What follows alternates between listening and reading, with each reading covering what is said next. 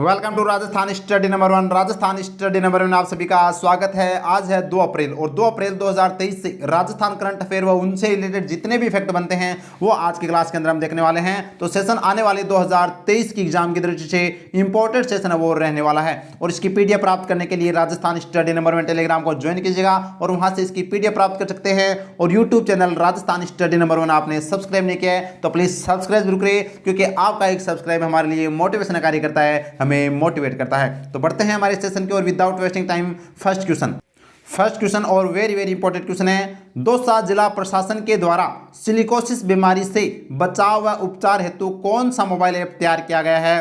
तो कवच mobile app तैयार किया गया है, इंपॉर्टेंट है। जबकि किसानों के लिए राजस्थान सरकार के द्वारा राज किसान सुविधा ऐप तैयार किया गया है और जो टेक्निकल इंफॉर्मेशन के लिए राजस्थान सरकार के द्वारा सुजस ऐप तैयार किया गया है। तो इसका राइट आंसर हो जाएगा कवच। अब बात की जा रही है सिलिकोसिस बीमारी से। तो सिलिकोसिस नीति राजस्थान के द्वारा 2019 में जारी की गई थी, उससे रिलेटेड बार बार एग्जाम में क्वेश्चन पूछे जाते हैं, तो क्यों ना हम उसको अच्छे से देख लेते हैं। तो देखिए, राजस्थान सिलिकोसिस नीति की शुरुआत है वो 3 अक्टूबर 2019 को होती है। क्या है? तो सिलिकोसिस बीमारी से पीड़ित व्यक्ति व मृत व्यक्ति के परिजनों को आर्थिक सहायता दी जाती है। तो याद रखना, इस बीमारी से जो पीड़ित व्यक्ति हैं उसको, या पीड़ित व्यक्ति जो यानी मर चुका है उसके परिजनों को आर्थिक सहायता है वो इस नीति के तहत यानी इस योजना के तहत दी जाती है। अब लाभ क्या है? सिलिकोसिस पीड़ित को स्थायी विकलांग माना जाएगा।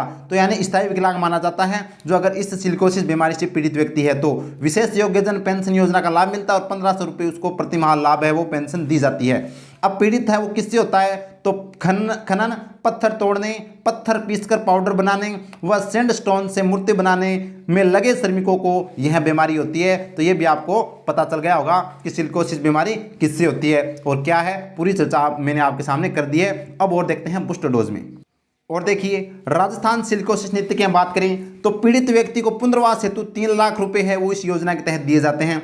यानी कि जो अगर पीड़ित व्यक्ति है वो घर बनाना चाहता है तो 3 लाख रुपए सरकार के द्वारा दिए जाते हैं। पीड़ित व्यक्ति की मृत्यु पर 2 लाख रुपए दिए जाते हैं और अंतिम संस्कार हेतु 10,000 रुपए दिए जाते हैं। और सिलिकोसिस नीति जो लागू करने वाला देश का पहला राज्य, प्रथम राज्य वो हरियाणा था और दूसरा राज्य राजस्थान था। ये फैक्ट भी आपको याद रखने हैं जो एग्जाम में सीधे सीधे पूछे जाते हैं। मैं विश्वास के साथ कह सकता हूं, अगर आप राजस्थान स्टडी नंबर 1 के साथ जुड़े हुए हैं तो आपका चाहे करंट से रिलेटेड क्वेश्चन हो या फिर राजस्थान के अन्य जीके जीएस से संबंधित क्वेश्चन हो, गलत नहीं होगा, ये मैं आपको विश्वास दिलाता हूं। बढ़ते हैं नेक्स्ट क्वेश्चन की ओर।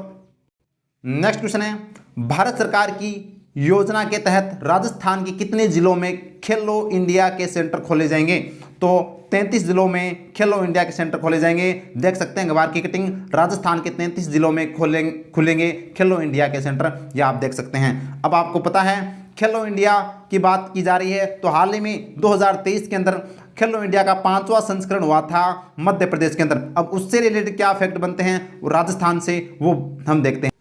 तो देखिए, खेलो इंडिया यूथ गेम्स 2022 के हैं जिसका आयोजन 2023 में हुआ भाई। तो शुरुआत 31 जनवरी 2023 से हुई थी जिसका आयोजन मध्य प्रदेश में किया गया था और संस्करण पांचवा संस्करण था भाई, याद रखना, मध्य प्रदेश के अंदर। समापन 11 फरवरी 2023 को और इसके साथ पहली बार मोबाइल एप्लीकेशन भी है वो इस गेम्स के अंदर लॉन्च किया गया है। अब बात करें कि खेलो इंडिया यूथ गेम्स 2022 के अंदर है वो 5वें संस्करण में राजस्थान की क्या स्थिति रही है? तो राजस्थान ने कुल 48 पदक जीते हैं, जिसमें से हम बात करें तो 19, 10 और 19 याद रखना भाई, 19, 10, 19 गोल्ड और 10 सिल्वर और 10 ये 19 ब्रॉन्ज है वो जीते हैं। इसके साथ 48 पदक जीते हैं और चौथे स्थान पर है वो पदक तालिका में राजस्थान रहा था। ये आपको ध्यान रखना है जो इंपॉर्टेंट क्वेश्चन बनता है। अब इससे रिलेटेड और क्या बूस्टर डोज बनते हैं खेलो इंडिया से वो देखते हैं। तो देखिए, खेलो इंडिया यूथ गेम्स में राजस्थान के लव कुमार ने किस खेल में स्वर्ण पदक जीता है? तो साइकिलिंग के अंदर है वो स्वर्ण पदक जीता है। तो आपसे पूछा जा सकता है लव कुमार का संबंध किस खेल से है? साइकिलिंग से है। खेलो इंडिया यूथ गेम्स में राजस्थान के दीपक सैनी ने किस खेल में स्वर्ण पदक जीता है? तो जिम्नास्टिक के अंदर है वो जीता है। जो हाल में ये जो खेलो इंडिया यूथ गेम्स हुए ना उसके अंदर जो ये गोल्ड मेडल जीतने वाले खिलाड़ियों के क्वेश्चन है वो लेकर आए जो बार बार एग्जाम में पूछे जाते हैं। नेक्स्ट है, खेलो इंडिया यूथ गेम्स में राजस्थान में बास्केटबॉल में कौन सा पदक जीता है? तो स्वर्ण पदक है वो राजस्थान ने जीता है बास्केटबॉल में और राजस्थान का बास्केटबॉल है वो राज्य खेल भी है। तो इंपॉर्टेंट क्वेश्चन है ये बन जाता है। 5वें खेलो इंडिया यूथ गेम्स का आयोजन कहाँ किया जा रहा है? तो मध्य प्रदेश के अंदर किया गया था। मध्य प्रदेश के 8 शहरों में व दिल्ली में भी हुआ था। नेक्स्ट क्वेश्चन और वेरी वेरी इंपॉर्टेंट क्वेश्चन छपने वाला क्वेश्चन है भाई, सूचना के अधिकार कानून के प्रभावी क्रियान्वयन हेतु राज्य के किस जिले में सूचना आयोग की बेंच स्थापित होगी? वेरी वेरी इंपॉर्टेंट है। आपको पता है मुख्य बेंच यानी मुख्य जो मुख्यालय है वो तो जयपुर में, लेकिन एक बेंच भी है वो स्थापित की जा रही है जोधपुर में। इसका है वो दोस्तों बेंच बनाई जाएगी राजस्थान राज्य सूचना आयोग की। इंपॉर्टेंट है, छपने वाला क्वेश्चन है। अब राज्य सूचना आयोग की बात की जा रही है, यहाँ पर किसकी बात की जा रही है? राज्य सूचना आयोग की नई बेंच है वो जोधपुर में बनाई जाएगी। तो राज्य सूचना आयोग से रिलेटेड जितने भी फैक्ट बनते हैं वो तो देखिए, राज्य सूचना आयोग का गठन 18 अप्रैल 2006 को है वो राजस्थान में होता है। आरटीआई एक्ट 2005 के तहत 18 अप्रैल 2006 को, और ये डेट बहुत बार एग्जाम में पूछी जाती है, चाहे वह आरएस का एग्जाम हो, चाहे एसआई का एग्जाम हो, या फिर आने वाला जो ईओआरओ का एग्जाम हो। तो ये आपको ध्यान रखना है, पूरी डिटेल आपको मैं बताने वाला हूं। इसके अंदर सदस्य एक अध्यक्ष व 10 अनधिक सदस्य होते हैं, ये आपको ध्यान रखना है। 10 से अधिक सदस्य वो इसमें नहीं हो सकते हैं, ये आपको ध्यान रखना है। नियुक्ति है वो राज्यपाल द्वारा एक समिति की सिफारिश पर की जाती है। तो नियुक्ति तो राज्यपाल के द्वारा की जाती है, लेकिन समिति की सिफारिश पर है वो नियुक्ति की जाती है। तो वो समिति के अध्यक्ष है वो मुख्यमंत्री होते हैं, और अन्य सदस्य की बात करें तो मुख्यमंत्री के द्वारा नामित कोई कैबिनेट मंत्री और विधानसभा में विपक्ष का नेता इस समिति का है वो दोस्तों सदस्य होता है। तो ये आपको ध्यान रखना है, जो एग्जाम में बहुत बार पूछे जाते हैं ये फैक्ट है। और देखिए, योग्यता की बात करें तो ऐसे व्यक्ति जिन्हें विधि, प्रबंधन, पत्रकारिता और विज्ञान व तकनीकी प्रशासन आदि का वृहद अनुभव हो, वो ये योग्यता होनी चाहिए। और कार्यकाल 3 वर्ष अथवा 65 वर्ष है वो होता है राज्य सूचना आयोग के सदस्यों का।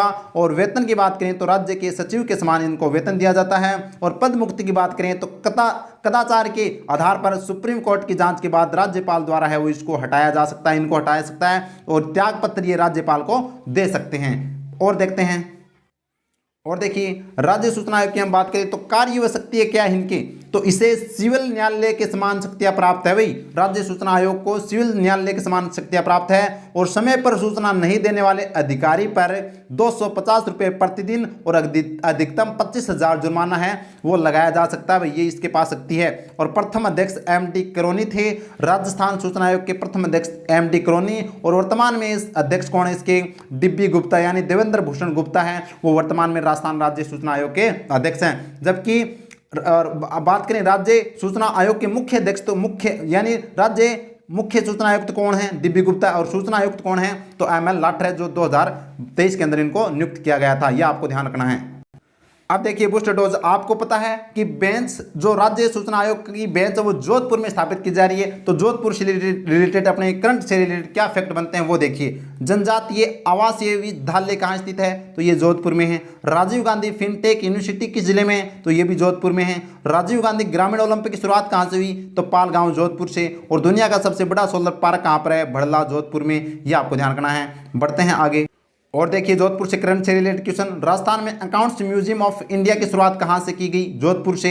हाइड्रोजन एनर्जी पर शोध हेतु केंद्र सरकार द्वारा डेमो प्लांट कहां लगाया जाएगा? आईआईटी जोधपुर में। और G20 की रोजगार कार्य समूह की बैठक आयोजन कहां होगा? तो ये भी जोधपुर में। और पश्चिमी राजस्थान उद्योग हस्तशिल्प उत्सव 2023 का उद्घाटन कहां किया गया? तो ये भी जोधपुर में किया गया। तो ये जोधपुर से रिलेटेड फैक्ट थे।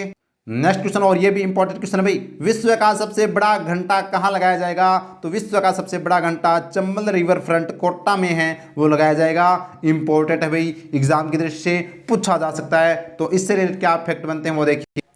तो देखिए, विश्व का सबसे बड़ा घंटा कहाँ? चंबल रिवर फ्रंट कोटा में, जिसके वास्तुकार देवेंद्र आर्य हैं, जिनको स्टील मैन ऑफ इंडिया कहा जाता है। और इस घंटे का वजन 75,000 किलो होगा, और इसकी आवाज़ है वो 8 किलोमीटर तक है वो सुनाई देगी।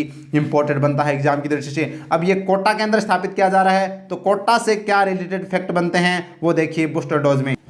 तो देखिए, राजस्थान के किस जिले में स्ट्रेस सिटी पार्क स्थापित होगा? तो स्ट्रेस सिटी पार्क वो कोटा में। और देश की पहली माइनिंग यूनिवर्सिटी कहाँ खोली जाएगी? तो कोटा के अंदर है वो देश की पहली माइनिंग यूनिवर्सिटी वो खोली जाएगी, क्योंकि बजट 2023 में घोषणा की गई है। हाल ही में कोटा महोत्सव का आयोजन कब किया गया? तो 3 से 5 फरवरी 2023 को। और नेक्स्ट है, हाल ही में कृषि प्रदर्शनी महोत्सव का आयोजन किस जिले में किया गया? तो ये भी कोटा में किया गया है।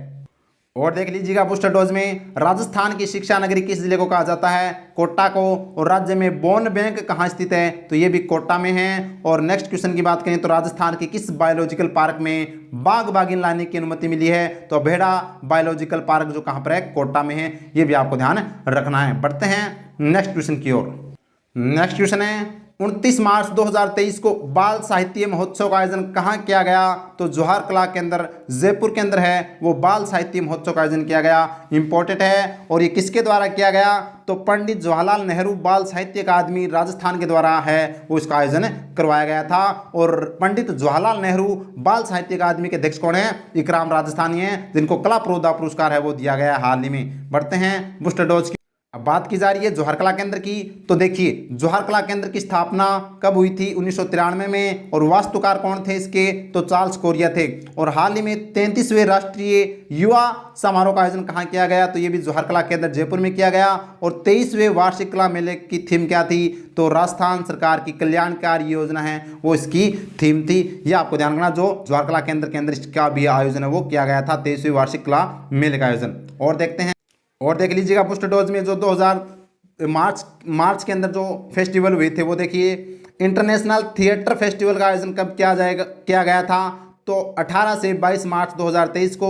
महाराणा कुंभा संगीत समारोह का आयोजन कब किया गया था? तो बात करें 14 से 19 मार्च 2023 को। और राजस्थान मिलेट्स कॉन्क्लेव का आयोजन है वो 13 से 14 मार्च को और 2023 में। और बात करें तो राजस्थान सांस्कृतिक महोत्सव का आयोजन कब किया गया? तो 20 से 30 मार्च 2023 को। ये भी आपको ध्यान रखना है, डेट पूछी जाती है। नेक्स्ट क्वेश्चन है, केंद्र सरकार के आयुष विभाग द्वारा आरोग्य फेयर 2023 का आयोजन कहाँ किया जाएगा? तो जयपुर में है वो इसका आयोजन किया जाएगा। इंपॉर्टेंट है, केंद्र सरकार के द्वारा आयुष विभाग द्वारा आरोग्य फेयर 2023 का आयोजन जयपुर में किया जाएगा। अब जयपुर में किया जाएगा तो जयपुर से रिलेटेड बूस्टर डोज देखिए। तो देखिए फिनटेक पार्क किस जिले में है? तो फिनटेक पार्क जयपुर में है। और फिनटेक यूनिवर्सिटी कहाँ पर है? तो वो जोधपुर में है। बात करें स्टेट रोड सेफ्टी इंस्टीट्यूट किस जिले में बनेगा? तो ये जयपुर में। और बाबा आमटे दिव्यांग विश्वविद्यालय भी कहाँ पर है? जामडोली जयपुर में। और जीनोम सीक्वेंसिंग लैब कहाँ पर स्थित है? तो ये भी एसएमएस अस्पताल जयपुर के अंदर है। और देखिएगा तो ये थे हमारे आज के 2 अप्रैल के इंपॉर्टेंट क्वेश्चन व फैक्ट हमने देख लिए। अब 1 अप्रैल का हम क्या करते हैं? रिवाइज कर लेते हैं, क्योंकि रिवाइज भी हमारी जिंदगी का हिस्सा है। जितनी बार हम करंट अफेयर को रिवाइज करेंगे उतना ही लंबे समय तक हमें क्वेश्चन है वो याद रहते हैं। तो देखते हैं 1 अप्रैल का फर्स्ट क्वेश्चन है, हाल ही में राजस्थान के पहले फ्लोटिंग सोलर प्लांट का उद्घाटन कहाँ किया गया? तो उदयपुर के अंदर है वो किया गया। राजस्थान का पहला फ्लोटिंग सोलर प्लांट इंपॉर्टेंट है। बढ़ते हैं आगे। नेक्स्ट क्वेश्चन है, हाल ही में राजस्थान पुलिस अकादमी में मुख्यमंत्री द्वारा सर्वश्रेष्ठ कैडेट का स्वार्ड ऑफ ऑनर सम्मान से किसे सम्मानित किया गया? तो कृष्णराज जांगीर को। ये आप देख सकते हैं इंपॉर्टेंट। बढ़ते हैं आगे। नेक्स्ट क्वेश्चन है, चौंप जयपुर में बन रहे विश्व के तीसरे सबसे बड़े क्रिकेट स्टेडियम का नाम क्या रखा जाएगा? तो अनिल अग्रवाल अंतर्राष्ट्रीय क्रिकेट स्टेडियम है वो रखा जाएगा। इंपॉर्टेंट है भाई। बढ़ते हैं नेक्स्ट क्वेश्चन की ओर। नेक्स्ट क्वेश्चन है, 30 मार्च 2023 को राजस्थान का कौन सा राजस्थान दिवस मनाया गया? तो यह 74वां राजस्थान दिवस है वो मनाया गया था। इंपॉर्टेंट है। और इसके साथ लाभार्थी उत्सव का भी आयोजन है वो किया गया था। बढ़ते हैं और नेक्स्ट क्वेश्चन है, 47वीं सीनियर राष्ट्रीय योगासन खेल चैंपियनशिप का आयोजन कहाँ किया गया? पाली के अंदर किया गया था। ये आपको ध्यान रखना है। बढ़ते हैं आगे। तो ये था आज का सेशन। उम्मीद करता हूँ सेशन आपको अच्छा लगा होगा। अगर अच्छा लगा तो प्लीज़ लाइक कीजिएगा और ज़्यादा से ज़्यादा शेयर कीजिएगा। और कमेंट सेक्शन में कमेंट करके जरूर बताइएगा कि कैसी क्लास रही। और आपने सब्सक्राइब नहीं किया तो प्लीज़ सब्सक्राइब जरूर कर लीजिएगा राजस्थान स्टडी नंबर 1 को। और उसकी PDF प्राप्त करने के लिए टेलीग्राम राजस्थान स्टडी नंबर 1 को आप ज्वाइन कीजिएगा। Thank you. जय हिंद, जय भारत माता की।